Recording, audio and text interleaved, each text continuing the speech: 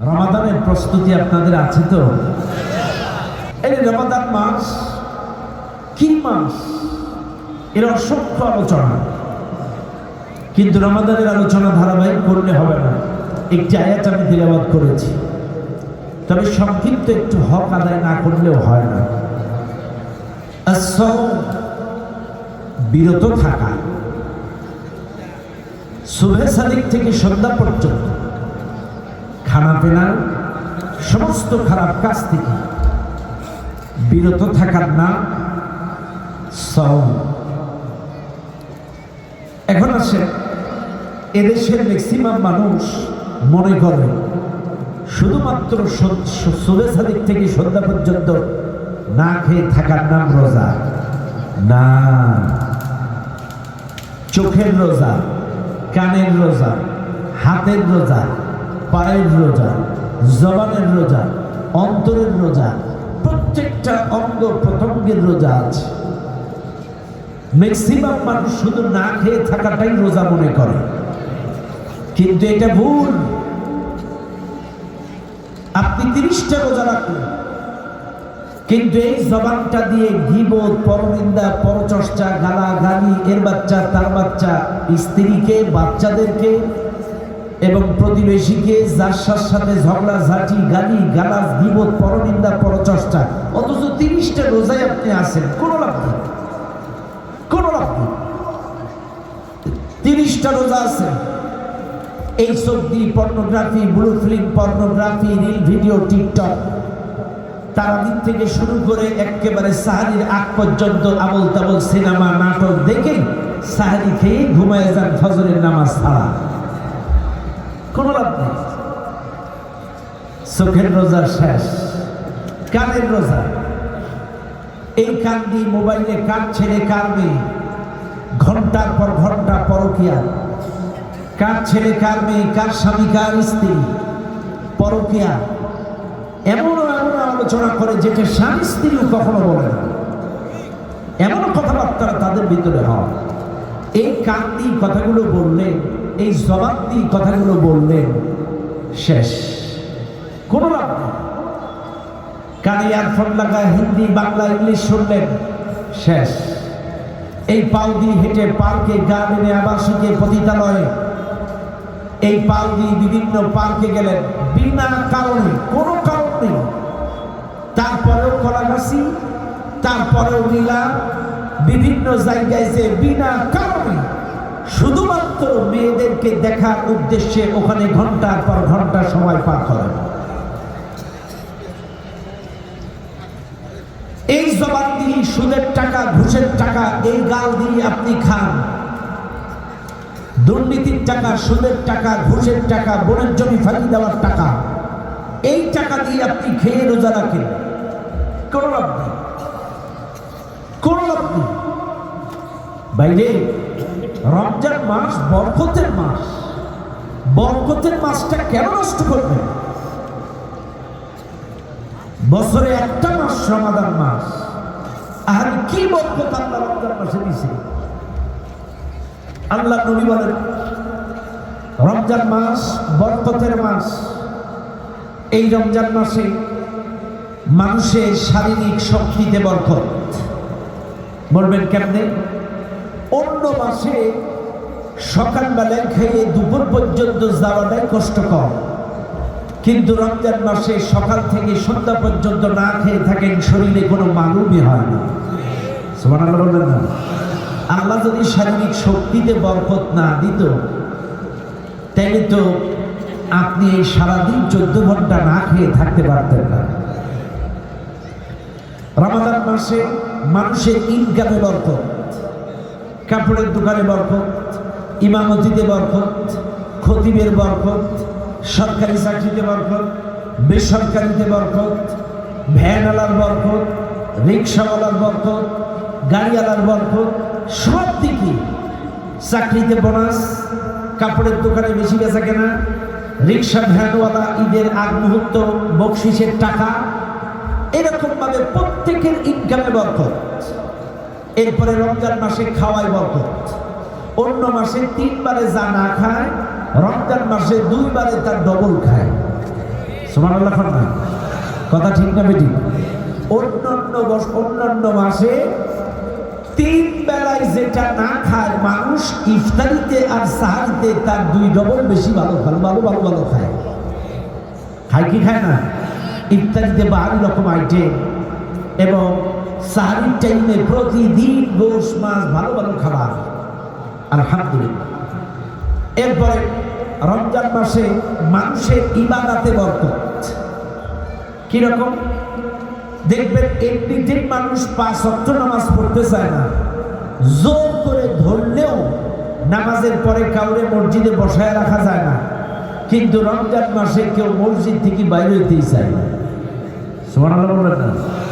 বাইরে হইতে চায়, শুয়ে বসে শীত কাঠ হেলান দিয়া তসবিহ পড়া, কোরআন পড়া, তাহাজ্জুদ পড়া, নফল ইবাদত করা, চতুর্দিক থেকেই বসে বসে ইবাদত বন্দেগী তাসবিহ তাহলিল। রমজান মাসে মানুষের ইবাদতে বরকত। আল্লাহ পাক বলে বান্দা খাওয়ায় বরকত, রিজিকে বরকত, ইনকামে বরকত, শক্তিতে বরকত। আমি আল্লাহ বসে থাকবো কেন? যাও আমি আল্লাহ তোমাদের নেকি দেওয়ার বেলায়ও বরকত বাড়ায়া দিলাম।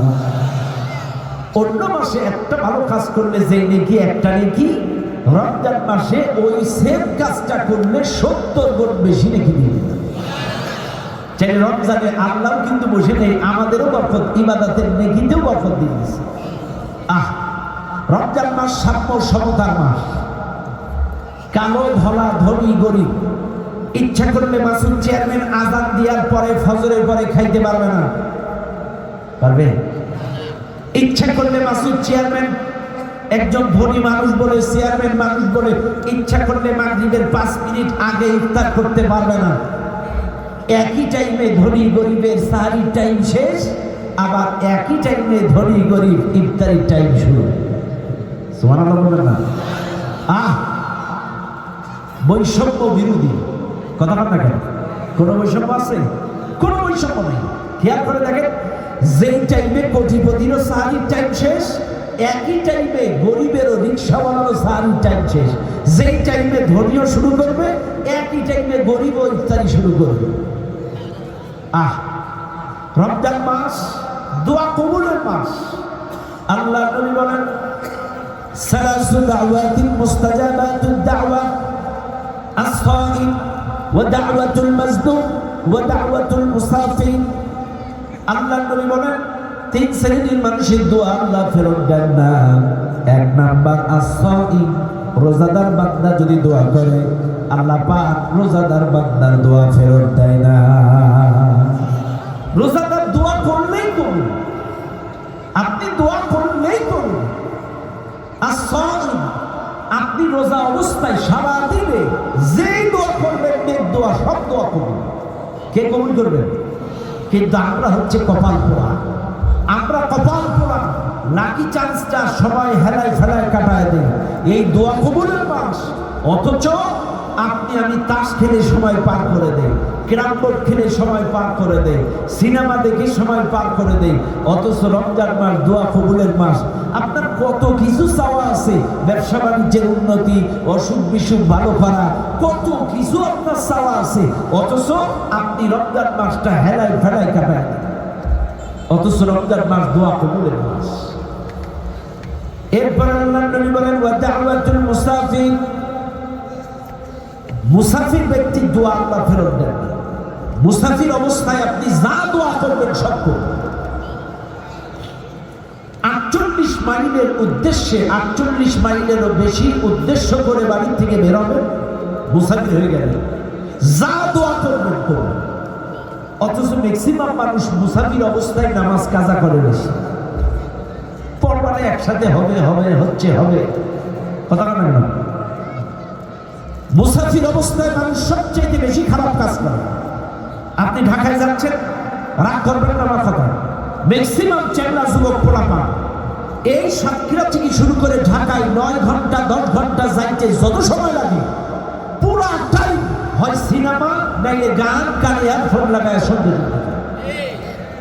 অথচ মুসাফির অবস্থায় যা দোয়া করবেন হেঁটে করবেন। অথচ আপনি গান শুনতে শুনতে পুরা ঢাকা পর্যন্ত চলে গেলেন, সিনেমা দেখতে দেখতে পুরা ঢাকা পর্যন্ত চলে গেলেন, মুসাফির অবস্থায় হেলায় ফেলায় কাটায় দিলেন। এরপরে বলতে আল্লাহুল মাজলুম, মাজলুম ব্যক্তি দোয়া আল্লাহ ফেরত দেয় না। মাজলুম ব্যক্তি যা দোয়া করে, ওয়াত্তাকুল্লাহা দাওয়াতাল মাজলুম ফাইন্না লাইসা বাইনাহু ওয়া বাইনাল্লাহিল হিজাব। মাজলুমের বদদোয়া আর আল্লাহর মধ্যে কোনো পর্দা থাকে না, সব দোয়া কবুল হয়ে যায়। এই যে দেখেন, বিশ্বাস করেন এখনো যেন মনে হয় খুনি হাসিনা পালায়নি।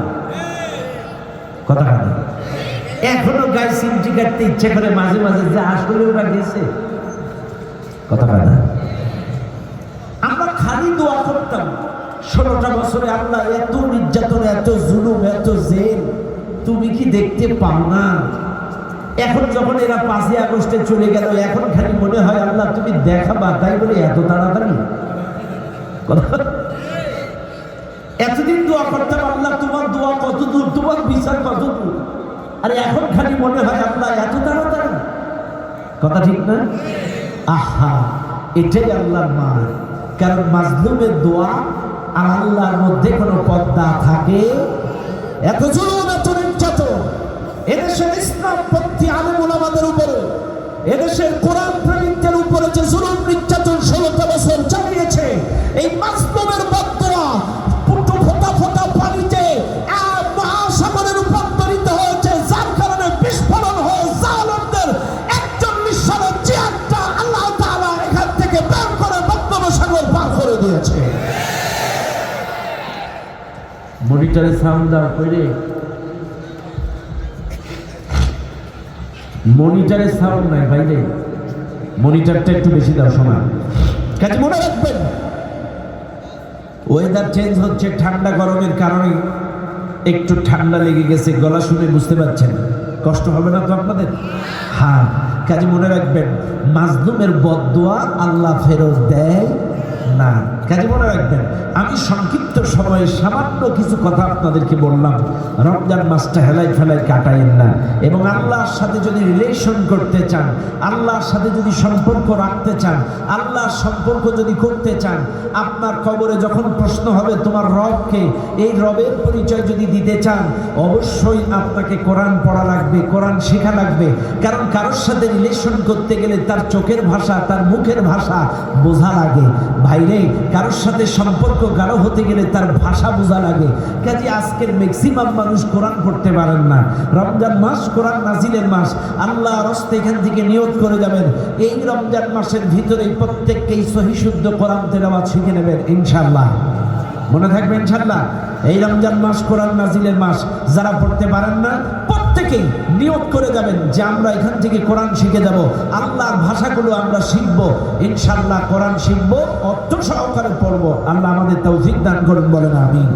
আসেন আমার সাথে আলোচনায় চলে যায়, আমার সাথে স্বতঃস্ফূর্তভাবে একটু কথা বলবেন। সবাই প্রাণ খুলে তেলাওয়াত করেন। আউযু বিল্লাহি মিনাশ শাইতানির রাজিম। বিসমিল্লাহির রাহমানির রাহিম। ওয়াকাতিলু ফি সাবিলিল্লাহিল্লাযীনা ইউকাতিলুনাকুম ওয়া লা তা'তাদু ইন্নাল্লাহা লা ইউহিব্বুল মু'তাদিন। সাদাকাল্লাহুল আযীম। সূরাটির নাম সূরাতুল বাকারা। এই সূরাটা নাযিল হয়েছে মদিনায়। সূরাটির মোট আয়াত সংখ্যা 286, রুকু সংখ্যা 40। এই সূরাটার 190 নম্বর আয়াত আমি আপনাদের সামনে তেলাওয়াত করেছি। এই মাহফিলে যারা আছেন প্রত্যেকটা কথা মনোযোগ দিয়ে শুনবেন ইনশাআল্লাহ। আল্লাহ পাক বলছেন ওয়াকাতিলু ফি সাবিলিল্লাহ, তোমরা আল্লাহর রাস্তায় লড়াই করো। এখন আসেন, এই মাহফিলে যারা আছেন আল্লাহর রাস্তা কি চিনেন?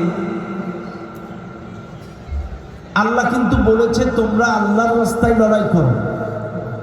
এদেশের মানুষ ভেটখালি কৈখালির রাস্তা চেনে, এদেশের মানুষ ঢাকার রাস্তা, চট্টগ্রামের রাস্তা, সিলেটের রাস্তা চেনে, এদেশের মানুষ এখান থেকে কয়রার রাস্তা চেনে, প্রতাপনগরের রাস্তা চেনে, খুলনার রাস্তা চেনে, বাগেরহাটের রাস্তা চেনে, মোংলার রাস্তা চেনে, দুবলোচরের রাস্তা চেনে, কিন্তু আল্লাহর রাস্তা প্রকৃত অর্থে কোনটা বেশিরভাগ মুসলমান জানেই না।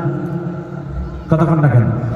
কাজে আগে আল্লাহর রাস্তা চিনতে হবে, এরপরে আল্লাহর রাস্তায় লড়াই করতে হবে। কথা ঠিক? এখন আল্লাহর রাস্তা কোনটা খেয়াল করেন, শুনে নেন আজকের এই মাহফিলের জনগণ।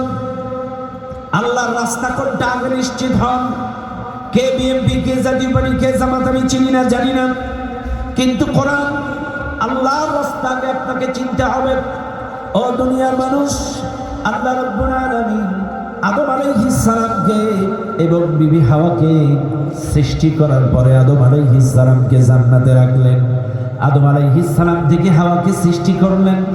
আদম এবং হাওয়াকে জান্নাতের মধ্যে বললেন, আদম এবং হাওয়া তোমরা জান্নাতের মধ্যে থাকো, খাও দাও, ঘোরো ফেরো, কিন্তু খবরদার ওই গাছের কাছে ওই জায়গায় যাবা না। আল্লাহ পাক নিষেধ করে দিলেন। কিন্তু আদম আলাইহিস সালাম শয়তানের ধোঁকায় পড়ে বোকা হয়ে যে কোনো কারণে গাছের কাছে যখন গেলেন, আল্লাহ পাক স্পষ্ট করে বলে দিলেন, কুলনাহবিতু মিনহা জামিআ, আদম তোমরা জান্নাত থেকে নেমে যাও। আদম আলাইহিস সালামকে হাওয়াকে জান্নাত থেকে নামিয়ে দিলেন, আদমকে হাওয়াকে নামিয়ে দিলেন। জান্নাত থেকে কিন্তু কেউ নামতে চায় না। নামতে চাই? নামতে চাই? আরে জান্নাত কি জিনিস রে বাবা? ইন্না আসহাবাল জান্নাতি ইয়াওমা ফি শুগুলিন ফাকিহুন। জান্নাতে যারা যাবে, জান্নাতে আনন্দে মশগুল হয়ে থাকবে, যা মন চাইবে তাই হবে, ইচ্ছে পোষণ করবে তাই হবে। যদি ইচ্ছে করেন মাছ খাবো, মাছ চলে আসবে, যদি ফল খেতে চান ফল চলে আসবে, যা খাইতে চান, যা ইচ্ছে পোষণ করবেন জান্নাতে তাই হবে। কি জায়গা রে জান্নাত! আহ বাইরে একবার পাকিস্তানের এক কবি মসজিদের মধ্যে বসে মদ খাচ্ছে। কোন জায়গায়? মসজিদে কি মদ খাওয়া যায় নাকি? মসজিদের মধ্যে বসে মদ খাচ্ছে। এখন অন্যান্য মুসল্লি আর ইমাম সাহেব নামাজ পড়াই দেয়, যে বলছে আস্তাগফিরুল্লাহ, আপনি আল্লাহর ঘরে বসে মদ খাচ্ছে। এখন এই মুসলিম কবি বলছে, ঠিক আছে আল্লাহর ঘরে মদ খাওয়া যাবে না, তাইলে আমার এমন একটা জায়গা দেখায় দাও যেটা আল্লাহর না, সেই জায়গায় বসে খাই। কথা বুঝেন না আপনারা?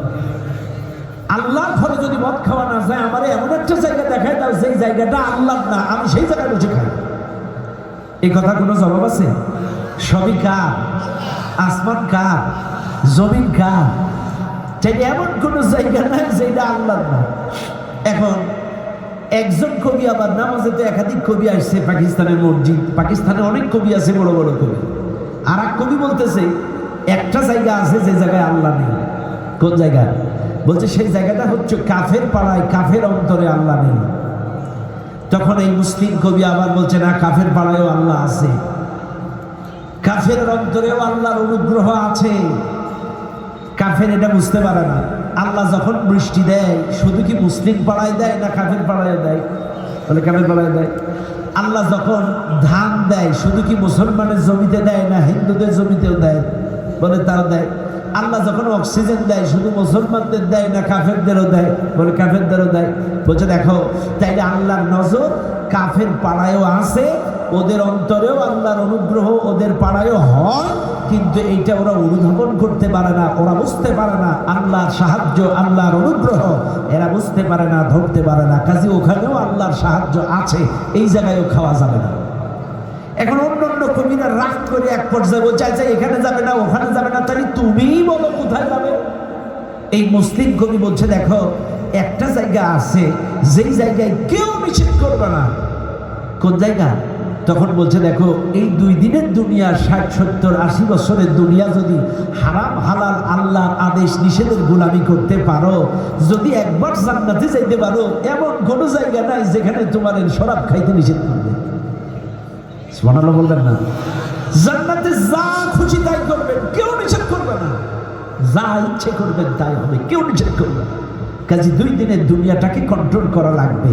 যদি কন্ট্রোল করতে পারে, এমন কোন জায়গা নাই জান্নাতে যেই জায়গায় আপনারে কোনো কাজে বাধা দেওয়া হবে। সুবহানাল্লাহ। আদম আলাইহিস সালামকে হাওয়া আলাইহিস সালামকে জান্নাত থেকে নামিয়ে দিলেন। আদম আলাইহিস সালাম বিবি হাওয়া জান্নাতের দরজার কাছে এসে প্রচন্ড কান্নাকাটি, আকুতি মিনতি, অনুতপ্ত, অনুশোচিত হলেন। এত বেশি কান্নাকাটি, আকুতি মিনতি, অনুতপ্ত হলেন। আদম আলাইহিস সালামের কান্না দেখে, আকুতি মিনতি, অনুতপ্ত, অনুশোচিত দেখে আল্লাহ পাক আদম আলাইহিস সালামকে ডেকে বললেন, আদম, আমি তো তোমাকে চিরকাল চিরদিনের জন্য জান্নাত থেকে নামায়া দেই নাই।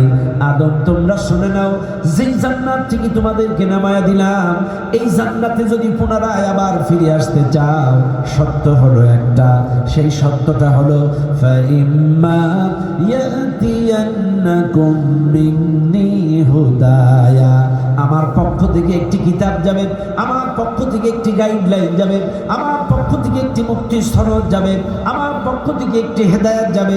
এই হেদায়েত অনুযায়ী, কিতাব অনুযায়ী ব্যক্তি জীবন, পারিবারিক জীবন, সামাজিক জীবন, গোটা জিন্দেগি যদি চালাইতে পারো, আমি আল্লাহ কথা দিলাম, শুধু আদম হাওয়া না, তোমাদের মাধ্যমে এই পৃথিবীতে যতগুলি সন্তান আসবে, নাতি পুতা গোষ্ঠী সুদ্ধা সবাইকে আমি আবার জান্নাতে ফিরাইয়া নেব। তাই আদম আলাইহিস সালামকে জান্নাত থেকে নামিয়ে দেওয়ার পরে আল্লাহ শর্ত দিয়েছেন কয়টা? এই জোরে বলেন কয়টা? আরো জোরে। আরে বাবাজি, শ্যামনগরের মাটি ইসলামের ঘাঁটি। আপনারা এত আস্তে কথা বলছেন, মনে হচ্ছে রোজার ইফতারের আর 3 মিনিট বাকি। হ্যাঁ, আপনারা যেভাবে কথা বলছে মনে হচ্ছে খুনি হাসিনা এখনো আছে দেশে, আসেনি, এখন স্বাধীন দেশ না। তাই এইরকম করে কথা বলেন। আপনারা যেভাবে কথা বলছেন মনে হচ্ছে আপনারা পরাধীন। আপনারা কি স্বাধীন? একটু জবাব দেন। এই জবাব দিয়েছেন কে? আরো জোরে বলেন কে? একটু আল্লাহর জবাবগুলো একটু, প্রত্যেকটা কথা একটু স্পষ্ট ভাবে দিবেন।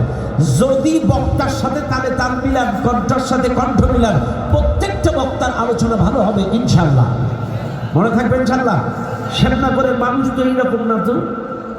হ্যাঁ, তাই খেয়াল করেন, আল্লাহ শর্ত দিছে কয়টা? আরো জোরে। জোরে হলো না? কি শর্ত? ফাইম্মা ইয়াতিয়ান্নাকুম মিন্নি হুদায়া, আমার পক্ষ থেকে একটি হেদায়াত, একটি কিতাব, একটি গাইডলাইন, একটি দিক ও নির্দেশনা। হাদা বায়ানুল লিন্নাস হুদাল লিন্নাস হুদাল লিল মুত্তাকিন, আমার পক্ষ থেকে এই কিতাবটি তোমাদের জন্য হেদায়াত, এই কিতাবটি তোমাদের জন্য জান্নাতে যাওয়ার দিক ও নির্দেশনা, এই কিতাবটি জান্নাতে যাওয়ার রাস্তা। কাজে এই দুনিয়ার কোনো মানুষ যদি জান্নাতে যেতে চায়, আল্লাহর কসম, কোরআনের ডিরেকশন ছাড়া, কোরআনের উপদেশ ছাড়া, কোরআনী জিন্দেগি ছাড়া, কোরআনী সমাজ ছাড়া, কোরআনী উপদেশ ছাড়া একটি মানুষ আল্লাহ জান্নাতে যেতে পারবে? কে বিএনপি, কে জাতীয়বাদী, কে জামাত আমি জানি না, কিন্তু জান্নাতে যদি যেতে চান কোরআন ছাড়া কোনো উপায়। চাইলে আপনারা কি জান্নাতে যেতে চান? কারা কারা আছেন হাত তোলেন। নারে তাকবীর, নারে তাকবীর। হাত নামান। আপনারা হাত তুলেছেন, কে কোন দল করেন আমি জানি না। জান্নাতে যেতে গেলে কোরআন আপনাকে মানতে হবে, কোরআনের পথে চলতে হবে, কোরআনের রাস্তায় লড়াই করতে হবে।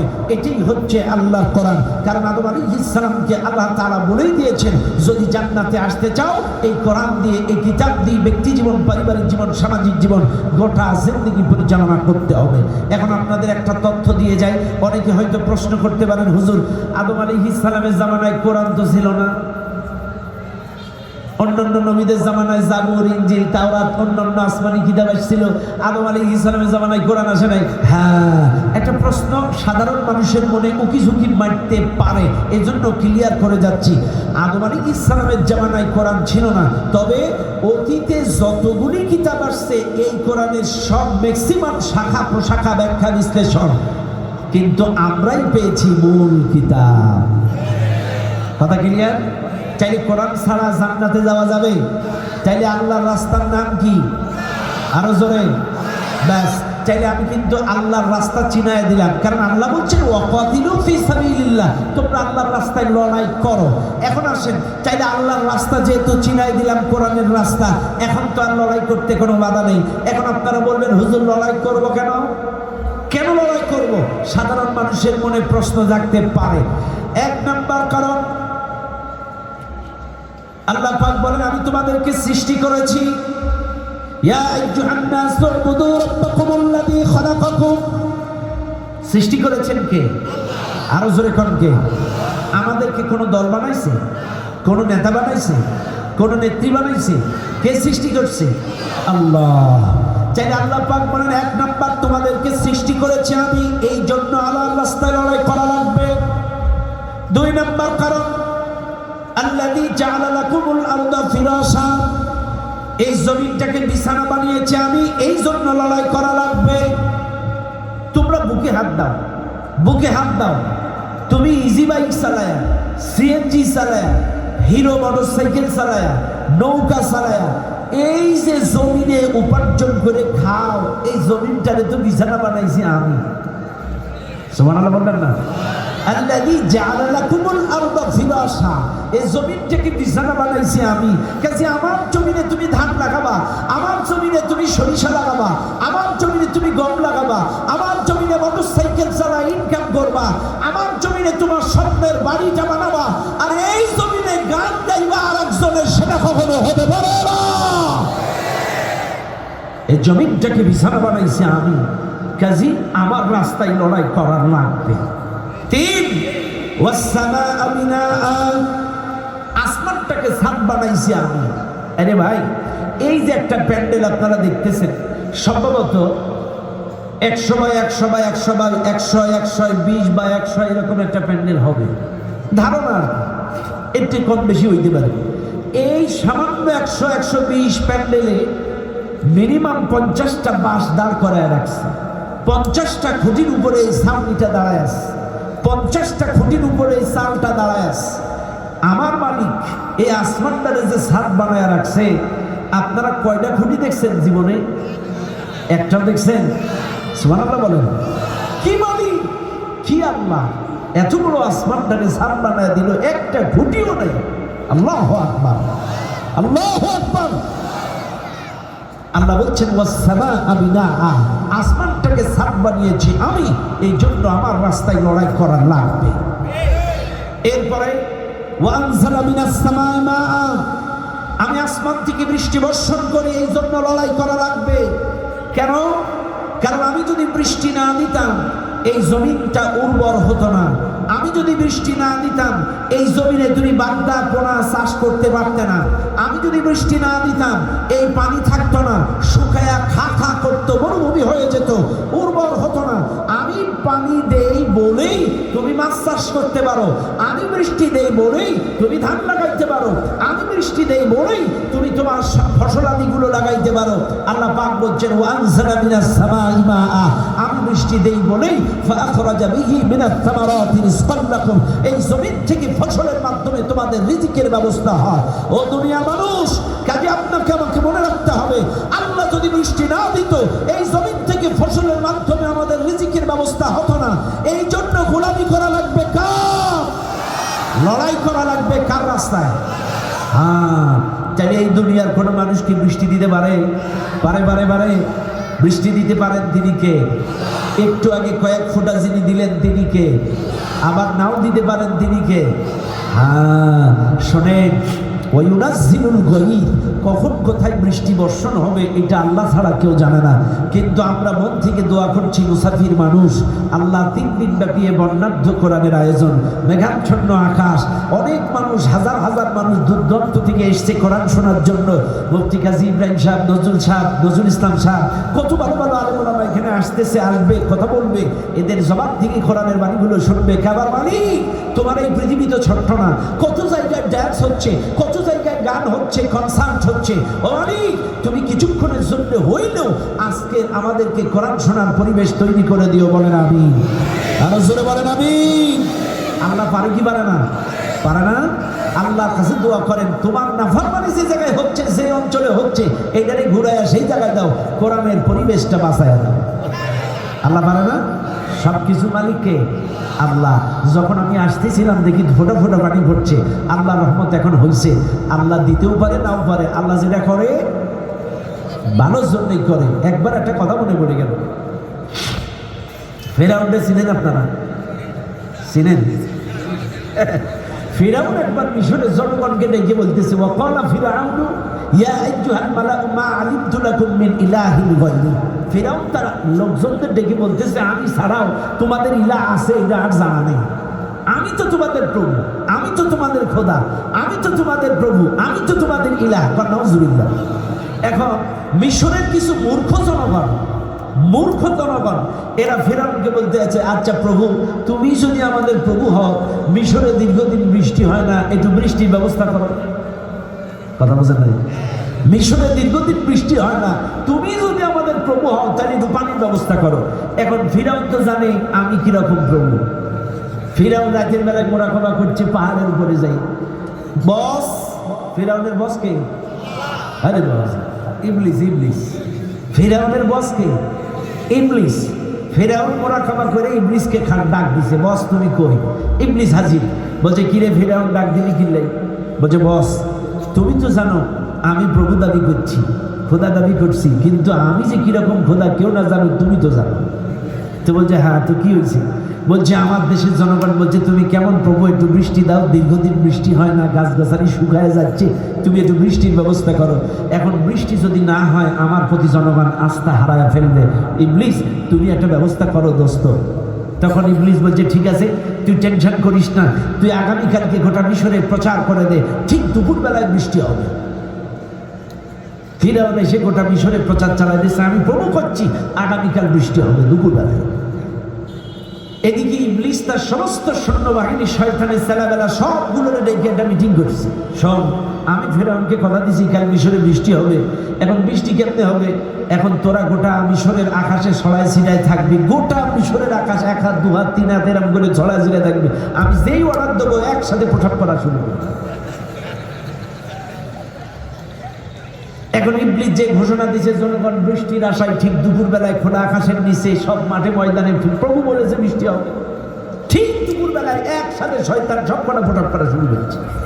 আর যেই পোশাক করা শুরু করছে, এই শয়তানের পোশাক এত বিষাক্ত আর এত গন্ধ, যার মাথায় পড়ছে তার চুল পড়ে যাচ্ছে, যেখানে ঘাস আছে ঘাস পড়ে যাচ্ছে, আর এত দুর্গন্ধ মানুষ শ্বাস প্রশ্বাস ফেলতে পারছে না। মানুষ তাড়াতাড়ি দৌড়ে ঘরে দরজা দিয়ে আটকায় দিচ্ছে, এত দুর্গন্ধ আর বিষাক্ত। পরের দিন প্রভুরে বলছে, প্রভু তুমি কি পানি দিলে? এ তো যার মাথায় চুল আছে, যার মাথায় পড়ছে তার চুল নাই, যেখানে গাছগাছালি আছে পুড়ে সার খার, এ তো হওয়ার চাইতে না হওয়াই ভালো ছিল। এবার ফিরাউন আবার রাতারাতি বসের কাছে যে ফিরাউন বলছে, বস। ইবলিস বলে, কি রে? বলছে, বস তোমার কাছে বললাম এটা ব্যবস্থা করো, তুমি কি বৃষ্টি দিলে? যেখানে পড়ে সেখানে পুড়ে যায়, যার মাথায় পড়ে তার চুল পড়ে যায়। বস এটা তো হওয়ার চাইতে না হওয়াই ভালো ছিল। তখন ইবলিস বলছে, তুই হলো 2 নম্বর খোদা, তা তোর পানি কি 1 নম্বর হবে? তুই কয় নম্বর? তোর বৃষ্টিও, তুই যেমন 2 নম্বর, তোর বৃষ্টিও 2 নম্বর। কাজে মনে রাখবেন, বৃষ্টি পৃথিবীর কোনো মানুষ দিতে পারে না, পারেন তিনি কে? আরো জোরে বলেন কে? আল্লাহু আকবার। মানুষের আসলে আক্কেল জ্ঞান বলতে কিচ্ছু নাই।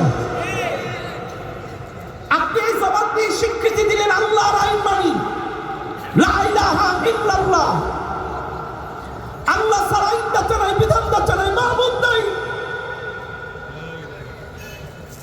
আপনি মসজিদে আল্লাহর আইন মানলেন, অথচ রাষ্ট্রে মানুষের আইন কায়েমের চেষ্টা করেন, রাষ্ট্রে মানব রচিত আইন কায়েমের চেষ্টা করেন। আপনি কিসের ইমানদার?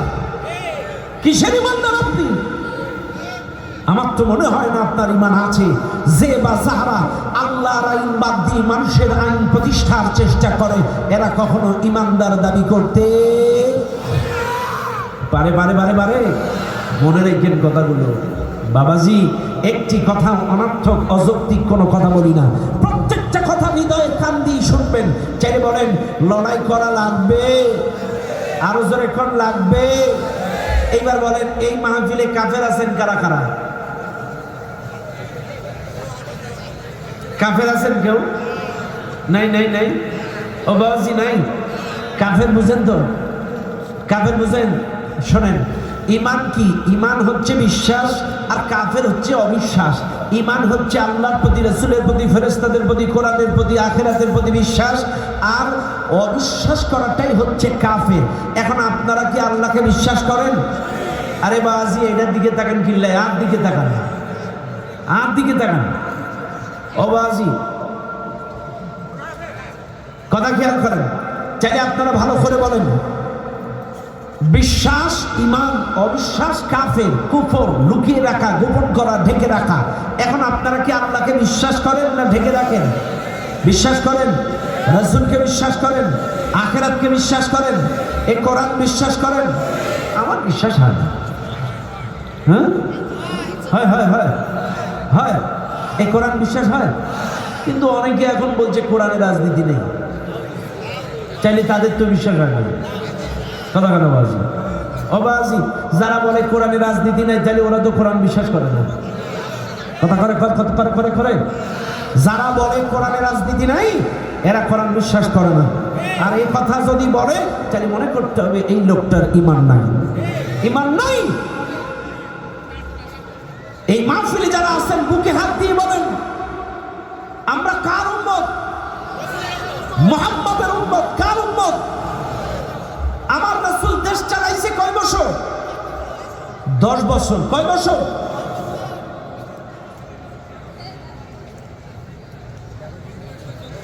আমাদের নবী দেশ চালিয়েছে কয় বছর? আরো জোরে, 10 বছর। তো আমার নবী যদি 10 বছর দেশ চালায়, কি দিয়ে চালাইছিল? আস্তে কাম, আরো আস্তে কাম। এইবার আসেন, আমার নবী যখন ক্ষমতা চেয়ারে বসেছিল, 3টা চেয়ার একাই পরিচালনা করেছিল। 1, রাষ্ট্রের প্রধান চেয়ারটা ছিল আমার নবীর। 2, সামরিক বাহিনীর প্রধান চেয়ারটা ছিল আমার নবীর। 3, বিচার ব্যবস্থার চেয়ারটা ছিল আমার নবীর। অর্থাৎ আইন মন্ত্রণালয়, স্বরাষ্ট্র মন্ত্রণালয় আর প্রধান মন্ত্রণালয়, এই 3টা চেয়ার আমার নবী পরিচালনা করেছে কি দিয়ে? রাষ্ট্র চালিয়েছে কি দিয়ে? সামরিক বাহিনী চালাইছে কি দিয়ে? আইন মন্ত্রণালয় চালাইছে কি দিয়ে? এরপরেও যদি কেউ বলে কোরআনে রাজনীতি নাই, এরা কোরআন বুঝে না, কোরআন পড়তেই পারে না। এরা যদি পড়তো এমন কথা কইতো না। আবার আমাদের কেউ গালি দেয় ধর্ম ব্যবসায়ী। আমরা কি? আমরা নাকি ধর্ম ব্যবসায়ী? আচ্ছা ভাই, ধর্ম ব্যবসায়ী যারা কাদেরকে কয়?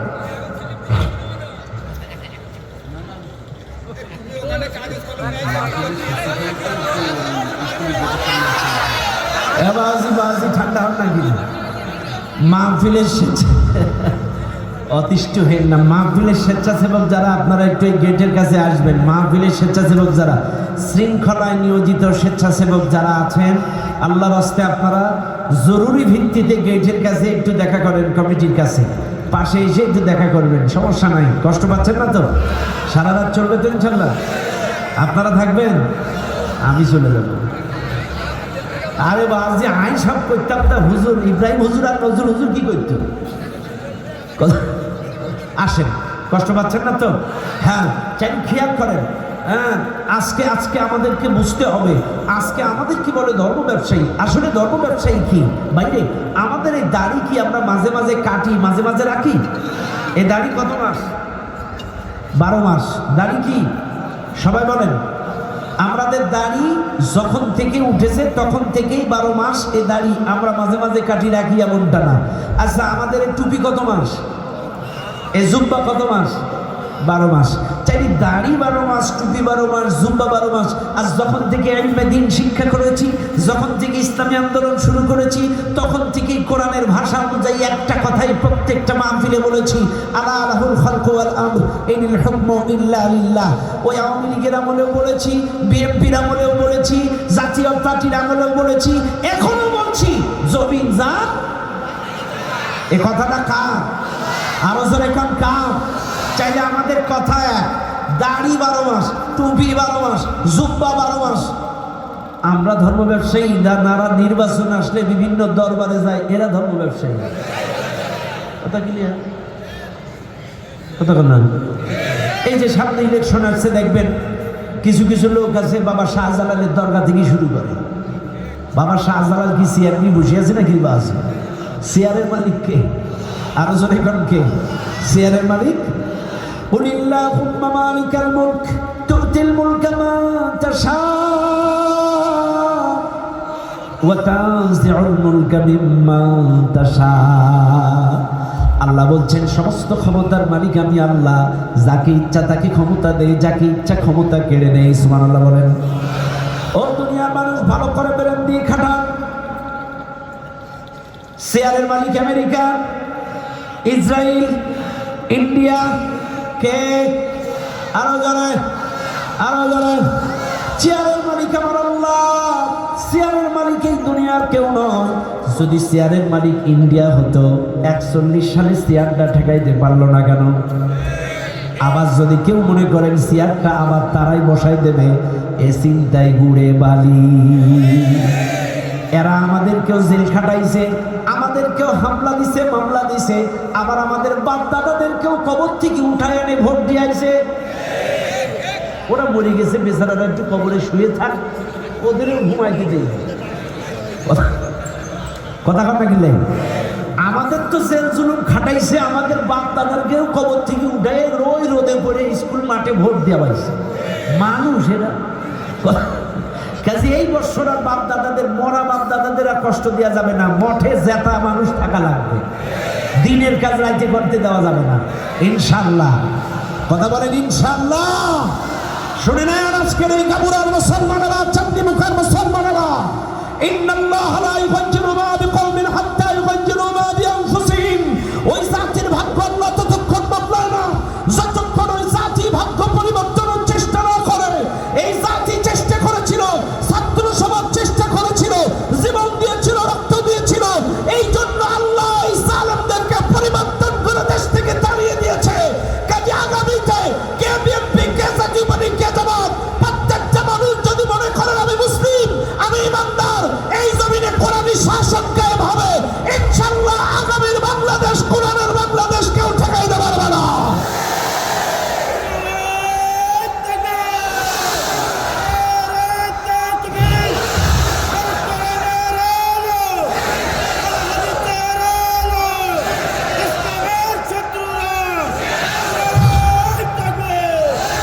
কথা বলেন ঠিক না ঠিক?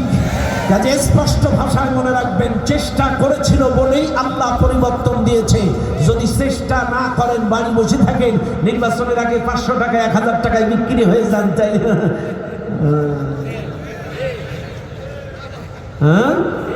আশ্চর্য হয়ে যায় আমি মাঝে মাঝে।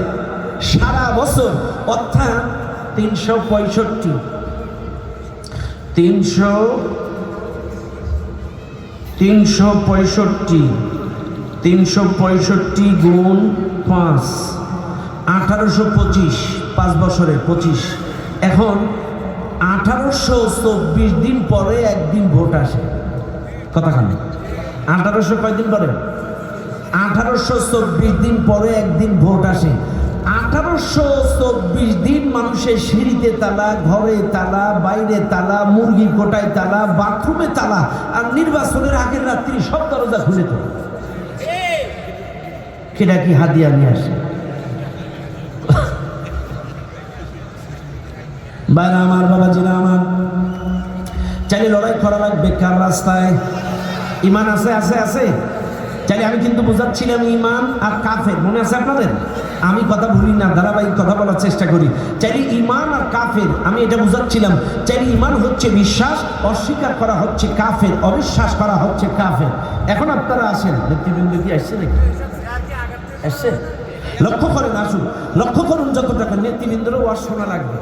খালি হ্যাঁ বসায় রাখবেন, সবাই মিলে আলহামদুলিল্লাহ। শোনেন শোনেন, কথা বলা শোনেন। যে কথা আমি বলছিলাম লক্ষ্য করেন, তাহলে আপনারা বারা আমার এইবার আসেন। তাহলে বিশ্বাসের নাম ইমান, অবিশ্বাসের নাম কাফের। এইবার বলেন, এই মাহফিলে কেউ কাফের আছেন? কাফের আছেন? এই মাহফিলে ইমানদার কারা? হাত তোলেন। সবাই ইমানদার? নারায়ে তাকবীর, হাত নামান। চাইলে আপনারা কিন্তু বলেছেন আমরা ইমানদার, আর আল্লাহ বলছেন আল্লাযীনা আমানু ইউকাতিলুনা ফি সাবিলিল্লাহ, যারা ইমানদার তারা আল্লাহর রাস্তায় লড়াই করে। সুবহানাল্লাহ বলেন। আপনারা কিন্তু বলেছেন আমরা ইমানদার, আপনারা হাত তুলেছেন ইমানদার, বলেছেন আল্লাহর প্রতি বিশ্বাস আছে, বলেছেন কোরআনের প্রতি বিশ্বাস আছে, বলেছেন রাসূলের প্রতি বিশ্বাস আছে, বলেছেন আখিরাতের প্রতি বিশ্বাস আছে।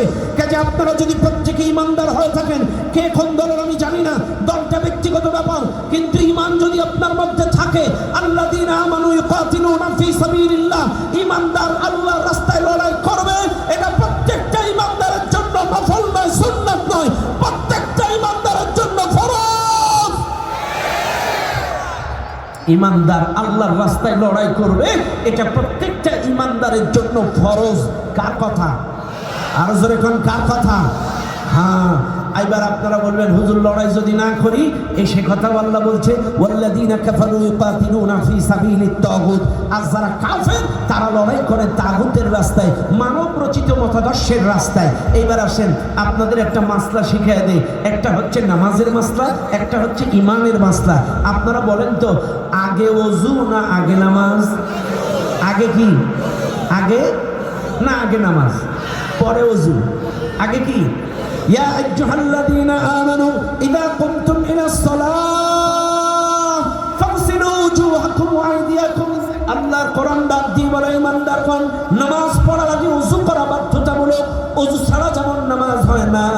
এই মাহফিলে কেউ যদি নিজেকে ঈমানদার দাবি করেন, আল্লাহ কোরআন বলেন ফামাইয়াকফুর বিত-তাগুত ওয়া ইউমিন বিল্লাহ, আগে তাগুতকে অস্বীকার করতে হবে, এরপরে আল্লাহর প্রতি ঈমান আনতে হবে। আগে ওযু ছাড়া যেমন নামাজ হয় না, তাগুতকে অস্বীকার না করলে ঈমানদার হওয়া। তাই ঈমান আনতে গেলে তাগুতি মতাদর্শ স্বীকার করতে হবে, তারপরে আপনি ঈমানদার। ও মুসলমান, আল্লাহ বলছেন ওয়াকাতিলু ফি সাবিলিল্লাহ, তোমরা আল্লাহর রাস্তায় লড়াই করো।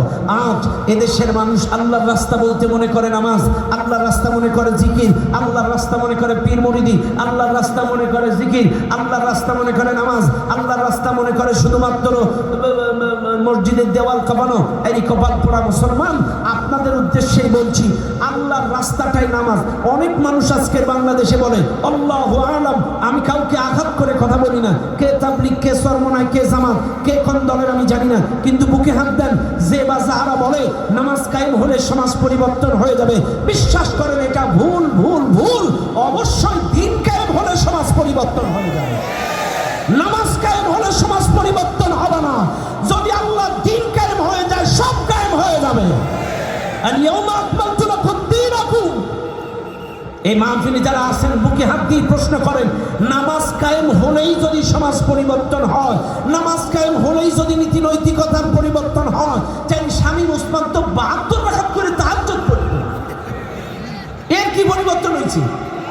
এ কথা কান লাগিলেন, কথা কান। স্বামী ওসমান কয় রাকাত করে তাহাজ্জুদ পড়ছে? 72 রাকাত করে তাহাজ্জুদ পড়ছে। এর কোনো কিছু পরিবর্তন হয়েছে? হয় নাই। আমাদের ম্যাডাম যিনি গেছে, উনি নামাজ পড়তো না, কোরআন দিয়ে দিন শুরু করতো, 5 ওয়াক্ত নামাজ পড়তো, তাহাজ্জুদ পড়তো, তাসবিহ পড়তো। এর কি পরিবর্তন হয়েছে? হাজার হাজার ছাত্র খুন, হাজার হাজার আলেম খুন, 28 লক্ষ কোটি টাকা পাচার। চাইলে এত কিছু নামাজে পরিবর্তন হয় নাই। আচ্ছা বাদ দিলাম, আমাদের দরবেশ বাবার কি পরিবর্তন হয়েছে? সেও তো নামাজি। আচ্ছা তাও বাদ দিলাম, ওরা নাই, কেউ আলেম না। আচ্ছা বাইতুল মুকাররমের ইমামের কথা কম তো একটু, সে কি নামাজি না বেনামাজি? হ্যাঁ নামাজি। এ ভাই, পৃথিবীর ইতিহাসে এমন লজ্জাজনক ইতিহাস কোন দেশে নাই। আফগানিস্তানের স্বৈরা শাসক আশরাফ আল গনি 20 বছর স্বৈরা শাসন চালানোর পর পালায় গিয়েছে, কিন্তু কোন মসজিদের ইমাম বা খতিব পালায়নি। সিরিয়ার স্বৈরা শাসক বাশার আল আসাদ 24 বছর স্বৈরা শাসন চালানোর পর পালায় গেছে, কিন্তু সিরিয়ার কোন মসজিদের ইমাম বা খতিব পালায়নি। কিন্তু বাংলাদেশের 16 বছরের স্বৈরা শাসক পালায় গেছে। তুই বাইতুল মুকাররমের ইমাম, তুই পলালি কেন?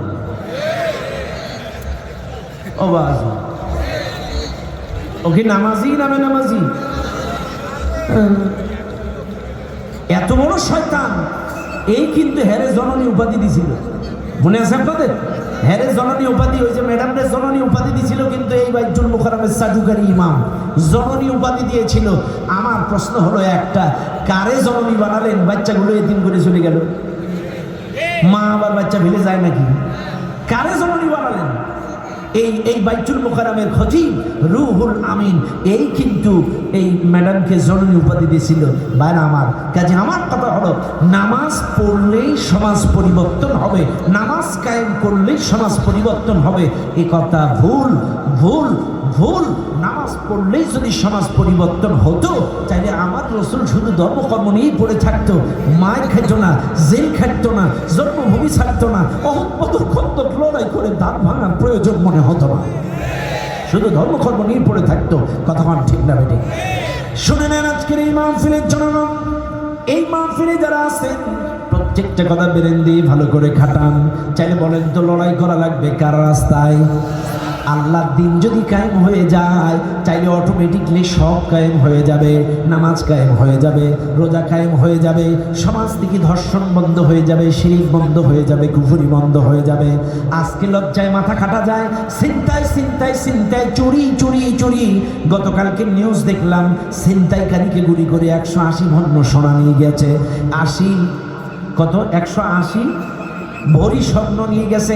এর আগের দিন নিউজ দেখলাম, একটা মাদ্রাসার ছাত্রী, মাদ্রাসার হাত মোজা পা মোজা বোরকা পরা একটা মাদ্রাসার ছাত্রী গেছে স্টুডিওতে একটা ছবি তুলতে। এখন স্টুডিওর ওই লম্পটটা এই ছাত্রীকে স্টুডিওর মধ্যে জোরপূর্বক ধর্ষণ করেছে। মাদ্রাসার পরিষ্কার ছাত্রী, নিরাপত্তা নয়। এর আগের দিন দেখলাম এক বেচারা মহিলা তার স্বামীকে খাবার দিয়ে গার্মেন্টস থেকে ফিরতেছিল, 18 জন লম্পট পালাক্রমে ধর্ষণ করেছে এই মেয়েটিকে। 18 জন লম্পট ধর্ষণ করেছে, কোনো নিরাপত্তা নাই। ভাইরে, আজকের এই মাহফিলের লোকগুলো খুব চালাক। আপনারা আল্লাহওয়ালা মানুষ তো, আপনাদের চিন্তা ভাবনা আলাদা। আপনারা চিন্তা করেন, এখন চুরি বাড়ছে, ছিনতাই বাড়ছে, বাড়িতে তালা, ঘরে তালা, সিঁড়িতে তালা, মুরগির গোটায় তালা। মনে করেন এই টোটাল এই দ্বীপ অঞ্চলে, এই গাবুরায় টোটাল হুজুর ভোটার কতটা? এই টোটাল দ্বীপের মধ্যে ভোটার 44,000। চাইলে 44,000 ভোটার। আর এই দ্বীপে, এই গাবুরা অঞ্চলের টোটাল চোর আছে 50 জন। কয়জন চোর আছে? কয়জন? 50 জন চোর, 44,000 ভোটার।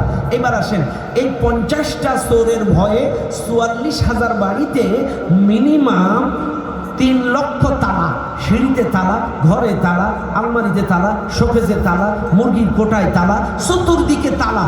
আপনি এই তালাগুলো লাগিয়ে রাতের বেলায় বলছেন, আল্লাহ চুরি বেড়ে গেছে, সব জায়গায় তালা মরছি, আল্লাহ তুমি চুরির হাত থেকে আমার সম্পত্তি বাঁচা।